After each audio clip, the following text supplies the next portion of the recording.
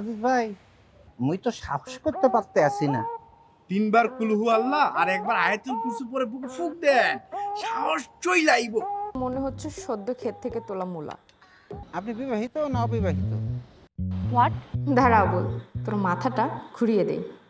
আমি অবিবাহিত, তবে বিবাহিত হলেও সমস্যা ছিল না। কেন সমস্যা ছিল না কেন? কারণ বিয়ে তো আর একবার করার জিনিস না, বিয়ে বারবার করার জিনিস। যখনই ইচ্ছা হবে তখনই একটা করে বিয়ে করে ফেলবেন।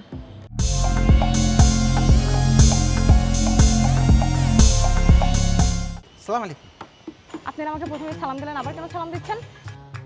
তখন তো আপনার নাম জানতাম না, তাই গাইবে সালাম দিয়েছিলাম। এখন আপনাকে সালাম দিলাম। ভাইকে ঢাকায় নতুন, যে কালকে আসছি।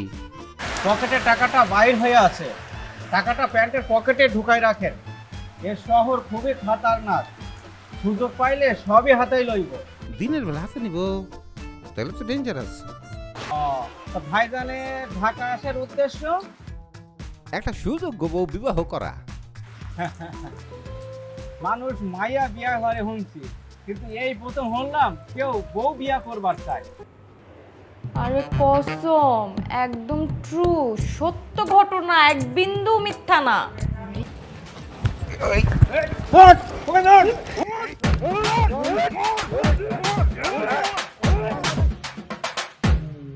ভাই আপনি সত্যি করে বলেন তো আপনি কার কাছে আসছেন?